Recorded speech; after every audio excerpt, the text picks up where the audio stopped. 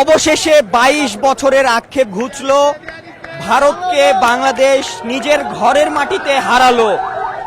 হামজা চৌধুরীরা উল্লাসে মেতেছে এবং সেই সাথে উল্লাসে মেতেছে বাংলাদেশের ভক্ত সমর্থকরা। এখানে জাতীয় স্টেডিয়ামের সামনে আমরা এই মুহূর্তে রয়েছি, আপনারা দেখতে পাচ্ছেন ভক্ত সমর্থকরা কিন্তু উল্লাসে মাতারা। আমরা দেখতে পাচ্ছি এখানে কিন্তু তারা 22 বছরের যে আক্ষেপ ঘুচিয়েছে বাংলাদেশ ভারতকে হারানোর ফুটবলে, সেই উল্লাস কিন্তু আমরা দেখতে পাচ্ছি এখানে ভক্ত সমর্থকদের উল্লাস। এই উল্লাস কিন্তু আমরা দেখতে পাচ্ছি ভক্ত সমর্থকদের মধ্যে। আমরা দেখছি যে তারা কতটা উচ্ছ্বসিত আমরা কিন্তু দেখছি।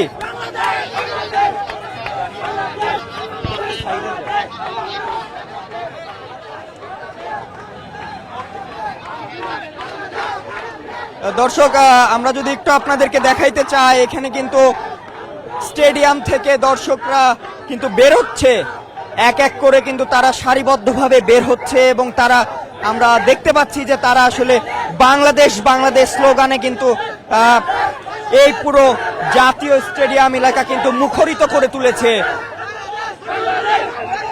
আমরা আজকের ম্যাচে দেখেছি কিন্তু যে প্রায় 10 মিনিটের মাথাতেই কিন্তু আসলে একটি গোল করেছে হামজা শেখ মোরসালিন।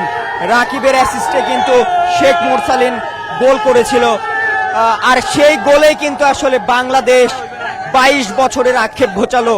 বাংলাদেশ কিন্তু ভারতকে সর্বশেষ হারিয়েছিল 2003 সালে। এরপর যতগুলো ম্যাচ হয়েছে সেখানে হয় ড্র হয়েছে, না হলে বাংলাদেশ হেরেছে। তবে সেই যে ভারতকে হারানোর যে খরা, সেটি কিন্তু কেটে গেছে। আজ 22 বছরের আক্ষেপ ঘুচলো বাংলাদেশের। নতুন বাংলাদেশ কিন্তু এটি আমরা ভক্ত সমর্থকদের সাথে কথা বলে কিন্তু তেমনটি জানতে পারছি।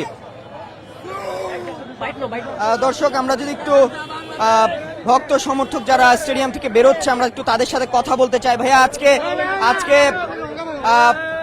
বাংলাদেশের খেলা দেখলেন, 22 বছরের খরা কাটলো, ভারতকে হারানোর 22 বছরের আক্ষেপ ঘুচলো বাংলাদেশের, কেমন লাগছে?